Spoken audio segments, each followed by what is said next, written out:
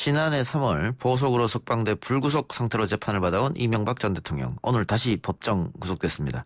항소심에서는 뇌물액도 늘어나면서 형량도 늘어났는데요.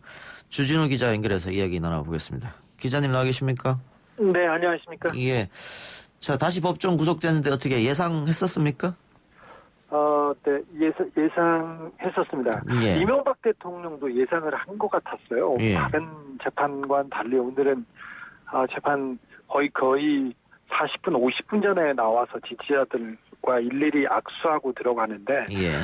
평소에 수행단보다 훨씬 많은 사람들이 왔고 예. 선고여서 만에 하나를 걱정했겠지만 그 주변 사람들이 많이 와서 마지막 그 이명박 대통령의 가는 길을 지켜본다 그런 느낌이 들더라고요. 그래서 본인도 짐작한 것 같다는 생각이 들었습니다. 근데 법조인들의 의견은 네. 그 최종 판단이 나올 때까지 그 보석으로 아마 불구속 상태에서 재판 받을 가능성이 있다 이런 얘기를 했었는데 법정 구속됐어요? 그 이유는 네, 있을까요? 법조인들이라는 사람들 잘 몰라요.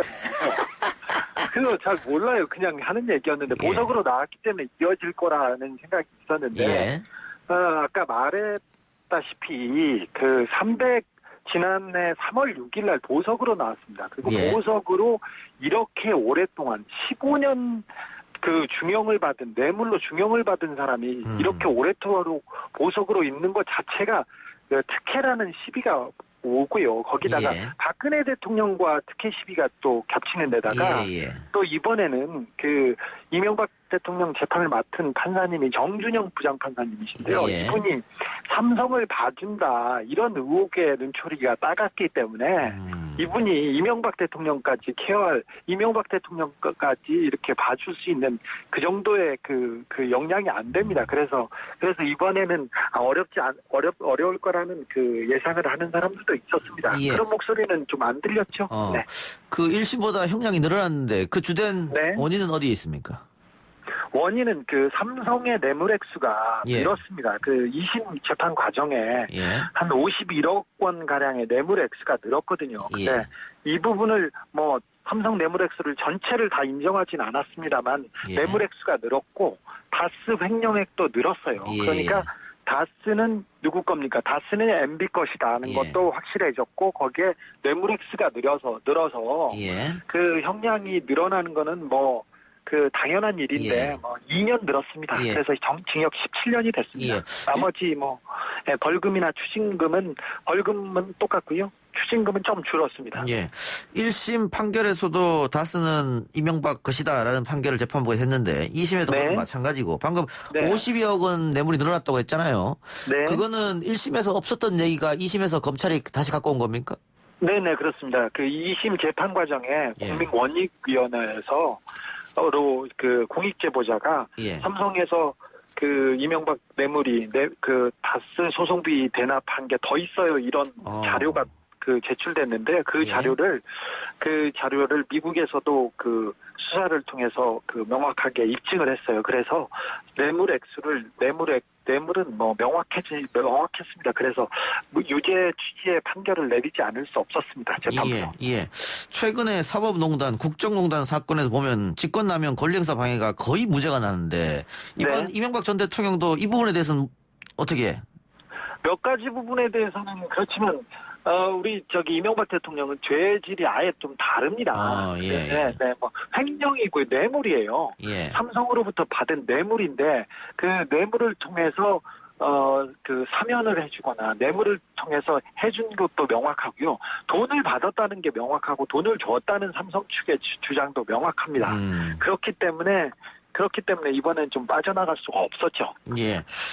그 이전 대통령은 박 전 대통령과는 달리 그 여러 가지 그 팬층이랄까요? 그 안 보이지 않습니까? 그러면은 지금 다시 구속된 거에 대해서 혹시 총선의 영향이라든가 어떻게 보세요? 태극기 부대는 없지만 이명박 대통령도 주변에 사람이 많고요. 이명박 대통령은 이권 공동체로 굉장히 주변에서 돈을 많이 번 사람들이 많습니다. 그런데 그 바깥에서 이렇게 보여주는 지지층은 좀 없지요. 그래서 정치적 영향력이 없는 거 아닌가 이렇게 생각하는 사람도 있는데 저는 꼭 그렇게 보진 않아요. 이명박 대통령도 힘이 있고 영향력이 상당한데 이 구속이 저는 저는 이명박 대통령이 구속되면 그 범야권, 그러니까 야권 지지자들이 약간 결집할 거 아닌가 이런 생각도 해보긴 했는데, 예. 그렇게 큰 영향을 미치진 않을 것 같습니다. 예. 그런데 대통령이 2명이나, 전직 대통령이 2명이나 감옥에 갔다, 이건 너무하지 않느냐, 이런 걸로 정치적으로 이용할 수는 있겠죠. 보수 쪽에서. 네. 예. 그 박 전 대통령 이야기가 나왔으니까 뭐 총선 전에 뭐 구속 집행정지라든가 형집행정지 아니면 보석 뭐 사면 이야기까지 나오고 있거든요. 어떻게 보세요? 실현 가능성이 있다고 보십니까? 박근혜 대통령은 사실은 박근혜 대통령이 징역 25년을 받고 또 추가로 5년을 더 받았습니다. 그래서 굉장히 긴 시간 동안 감옥에 있어야 되는데, 지금 3년 넘게 감옥에 있었고, 그리고 충실하게 수용 생활도 했고, 좀 몸이 편찮은 것도 있고, 그래서 내보내줘야 된다, 형집행정지나 사면을 해야 된다, 이런 의견도 있는데요. 그래서 그게 정치권이나 국민들한테도 많은 호응을 받기도 합니다. 그런데 박근혜 대통령 주변에 재판이 많고요. 아직도 사건이 많아서 그 재판이 정리가 안 됐어요. 재판이 정리가 안 됐는데 무리하게 지금 이제 바깥에 내보낸 것은 무조건 특혜거나 아니면 법의 테두리를 넘어가는 부분이기 때문에 선거를 앞두고, 선거를 한 달여 앞두고 이렇게 내놓거나 이렇게 변수를 만드는 거는 그렇게 지금 그런 모험을 감수하리라고 생각하지는 않습니다.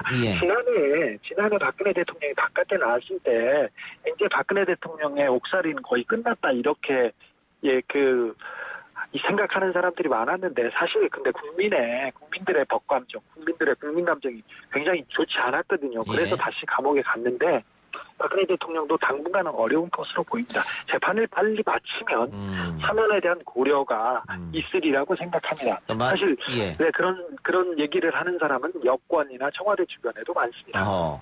그러니까 어쨌든 재판이 끝나면은 고려할 사항이, 지금 재판이 끝나지 않은 상태, 재판 중이기 때문에 좀 부당하다, 이런 말씀인 것 같은데. 네, 그렇습니다. 너무 많은 재판들이 아직 남아있고, 너무 많은 혐의들이 아직도 해소되지 않고 있습니다. 그러니까 뭐 국민 화합 차원에서 뭐 이런 얘기 분명히 나올 것 같아요. 또 과거에 뭐 전두환, 노태우 전 대통령 사례도 있기 때문에. 그러나 그것도 총선 이후에 논의할 문제다. 네. 총선 때까지는 그 문제를 화두로 밥상 위에 올릴 가능성이 별로 없습니다. 오늘 재판 방청하셨습니까?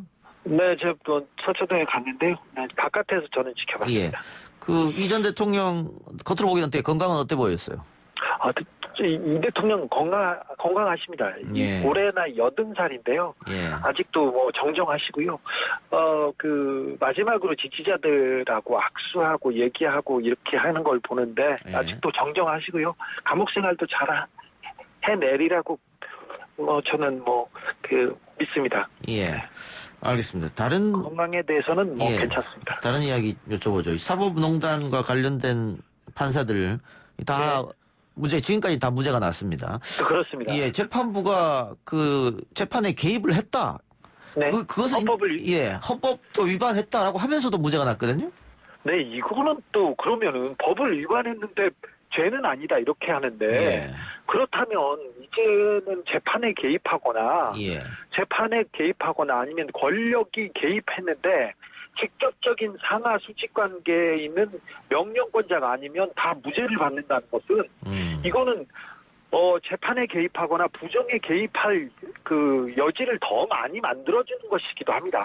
어찌 보시면 권성동 의원이 오늘 나와 계시더라고요. 이명박 대통령 때 그때 법무비서관이었거든요. 그래서 이명박 기대의 마지막 사람이었는데, 오늘 와서 제일 먼저 이명박 대통령이 내려서 인사한 사람이 권성동 의원이었어요. 근데 이분이 단군 이래 최대 취업 사기 사건이라는 강원랜드 사건에 대해서 많은 사람이, 그 주변 사람이 청탁을 해서 취업을 했습니다. 부정 취업이 있었어요. 그런데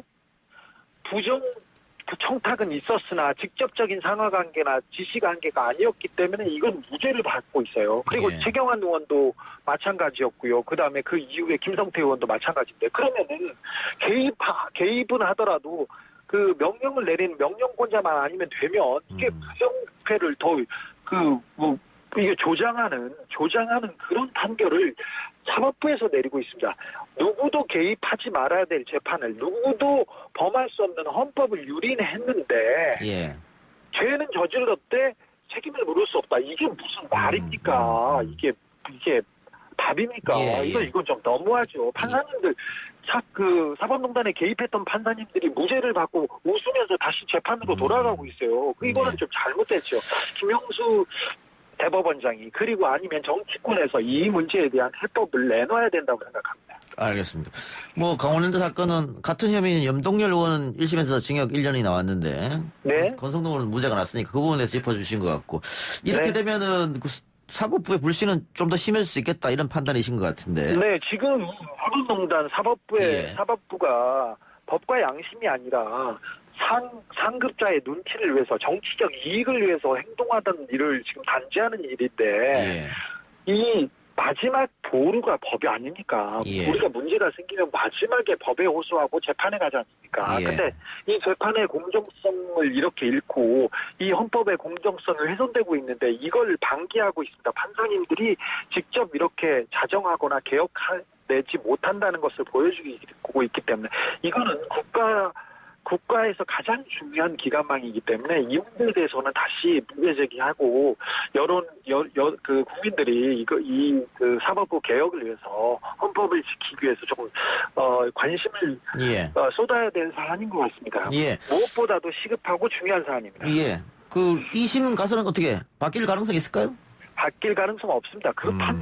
판사 친구분들이 주변 사람들이 하는데 이 재판의 공정성은 처음부터 담보되지 못했어요. 그래서 그래서 지금 그 재판의 결과도 뻔합니다. 근데 이렇게 그냥 뻔하도록 이렇게 그냥 그 사법농단을 그냥 그 면죄부를 주는 이런 재판을 계속 이렇게 굴러가도록 두는 거는 지금 그 위험한 일이라고 생각해서요. 이 문제에 대해서는 다시 문제 제기가 있어야 된다고 생각합니다. 알겠습니다. 주진우 기자 오늘 인터뷰 고맙습니다. 네. 지금까지 주진우 기자였습니다.